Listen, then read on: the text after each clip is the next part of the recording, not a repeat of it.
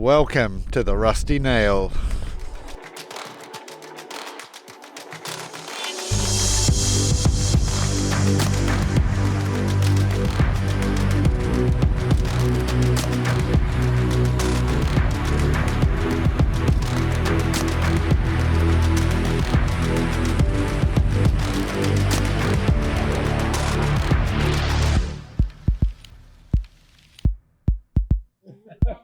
Now, we're here at the Red Lion in Horsell, Woking, and we're going to have a dinner after a nice day at Woking Golf Club. But very pleased that we've got Dave Sampson with us tonight, who's golf course designer with European Golf Design, and we're going to dig a bit deep into first of all how you got into the golf course design world, what you're up to now, and what are some of your dreams about golf course architecture? Our Rusty Nail platform is all about golf course architecture. So, welcome, Dave.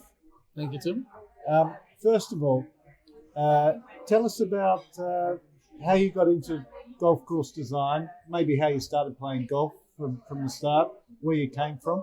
Yeah, so I grew when I was 9 years old.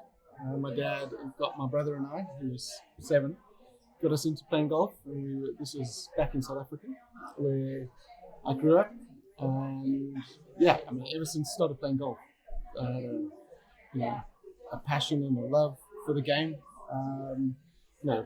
Fondly remember going on long road trips and just staring out the window and looking at pieces of land and thinking, could you put a golf course here? What could you do here?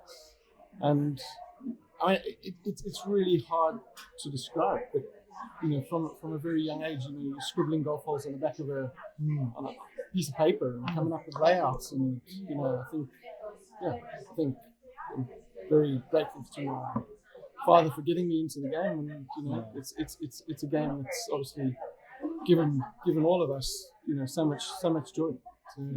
So how old do you reckon you were when you scribbled your first dogleg left with a bunker on the inside? Probably 9.5, to be honest. Absolutely fantastic. Now we should say we got Kai and Yuhar here as well. So we're in a pub and we're about to have some dinner, but that's all fun and games. But we're here for a casual chat. So you grew up in South Africa. Which town? Pretoria. Yeah. In the north, and then went to university down in Port Elizabeth. Good evening. We had a chance to look at the menu. Would you like some more time? A few moments later. Right, so where were we? We're in Pretoria. Down in the university down in Port Elizabeth. Right. And then I suppose it was the entry into golf course architecture at the end of that university time down in Port Elizabeth. Yeah. A story which you know very well, Tim. Well, we might talk about that in a second, but you qualified as an architect, building architect. Yeah. Did you work as a building architect? Yeah, 14 months in London. Right, okay. Yeah. So, but then a job opportunity came knocking. Thank God you saw the light. Yeah. So job opportunity at EGD, and that was back in 19 years ago. Right, fantastic. So what about the early days at European Golf Design? What sort of projects did you work on? Well, to be honest, the first 4 or 5 years I was more on the design associate role. So you'd get the odd bit of design work, sort of helping out the main designers, but mainly starting out on the CAD side and sort of learning the industry. So, but then we had a project in the Middle East back at the end of 2007. We were quite busy at the time, and none of the normal designers could make were available to make a trip, and I just said, well, I'm more than happy to go. So that was end of 2007, and travelled over to Dubai for a meeting that weekend. So that was the first job that I got to work on. And did you travel there you were with Jeremy, or you travelled by yourself? Or? No, I was on my own. Fantastic. Straight into the deep end. And to be honest, it was the one and only time I've ever flown first class. So 19 years later, still waiting. Still waiting for the second one. Yeah, welcome to the world of golf course architecture, boys and girls. Yeah, we don't travel like that at all. No. So, okay, so started in the Middle East. Middle East, project in Saudi Arabia. Yeah. Which is now Royal Greens. Yeah, fantastic. Yeah, that was the first one. Yeah. Okay. So, And 29. then what other projects did you get to work on? So the next, I think, Saudi came along, and then obviously we hit 08, 09 recession. So there wasn't, as many jobs flying around. But I was fortunate that I was given a job in Russia, which is now called PGA National Zavidovo. Yeah. And that was, that really was a great job with a really good construction team, and really learned a hell of a lot on that job. Yeah. I mean, Saudi had sort of reached, we got to 16 holes of grading, and that when the project came to a halt. But then Zavidovo came along, and it was really good to get my teeth stuck into that in the time, which was there wasn't a hell of a lot of golf projects flying around. So, and what sort of things did you put into the design? What was the philosophy on that project? Well, interestingly, we actually try to incorporate quite a bit of heather into that job, even though I mean the soils, in hindsight weren't necessarily that good for that, but it did give the course a standout character, which we were trying to achieve. But yeah, I mean it was a flat potato field, and we turned it into something really good. Unfortunately, haven't had the opportunity to go back to see it since 2013, but we have another 9-hole academy course planned there, and the talk is that that's going to get going possibly this year or next year. So to go back and see how it's matured will be really good. We'll see what happens with the situation out there. But I mean, working in these remote places like Saudi and Russia, it doesn't matter because you're just in the middle of a field, sculpting the ground, and all the external stuff. You're so detached from it. Yeah. Of course. And I guess it's only when you actually go to the airport that you actually become more aware of it. Yeah. But when you're out there on the site, So we're really interested tonight to hear about the work you've done at Marco Simone and the Ryder Cup course in Rome later this year, which is going to be quite amazing for that country and for you personally. When did you first get involved with that project?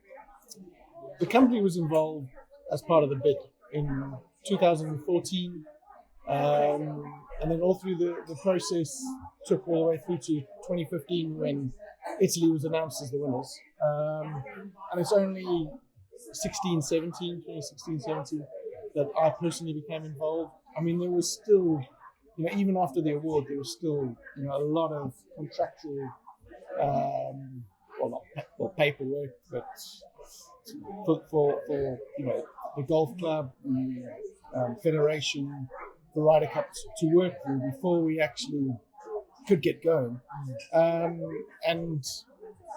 So 2017 was when I first got involved, and then the construction started September 2018. So it was an existing golf course. Yep. What happened to the existing golf course? Is it a total new layout, or what goes through that course? I mean, part of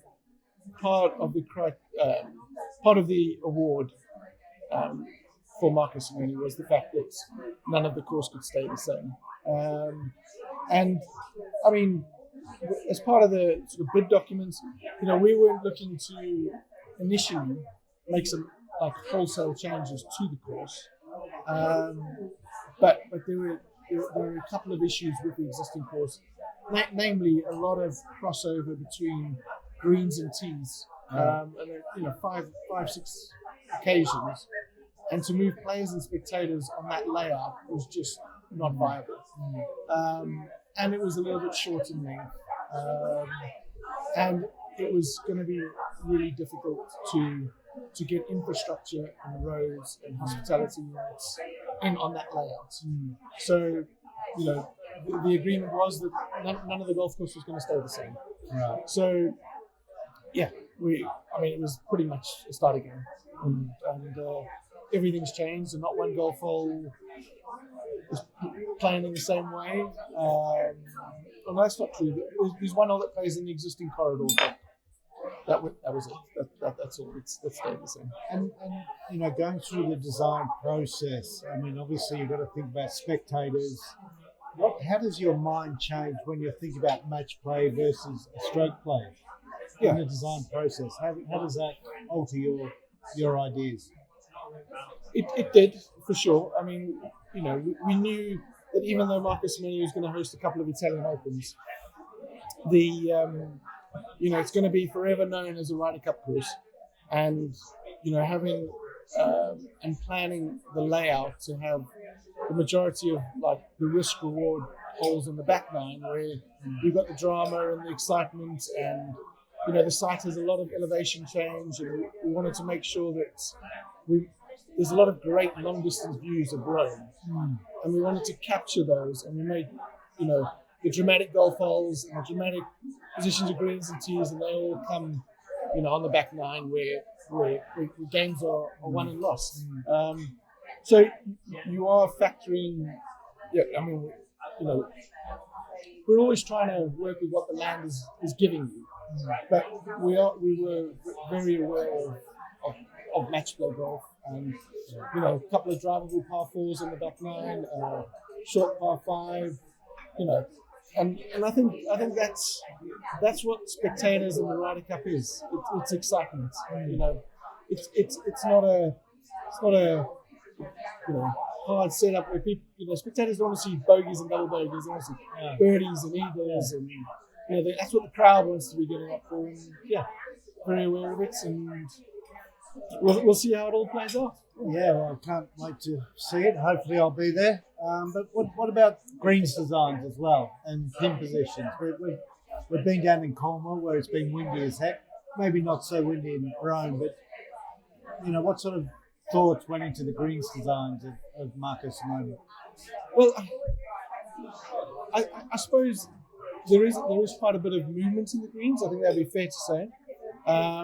But the course isn't overly long. It's only 7,200 yards. So, they're not going in with much more than pitching wedges to most par fours. I mean, even, 460-meter par fours, they're not going in with much more than 8-9 irons, these guys. So there is a lot of movement. But, that has acted sort of as a defense to the golf course. But it also sort of adds to the excitement and what it brings for a spectator. But the greens are, the majority of them are well over 6,000 square meters, 600 square meters, and there's a load of pin positions. But the particular pin positions are protected not only by things around the green, but also features within the green. And how's it been working with the Ryder Cup organisation and the captains, I should say? Yeah. What input do they have? Initially, Ryder Cup. I mean, RCE have been involved right from the beginning. So, we've been sharing layouts and designs with them, the federation, and the golf club, and you are going through that process with, it's not a normal job. You're not just going through it with a client, you're going through it with numerous bodies.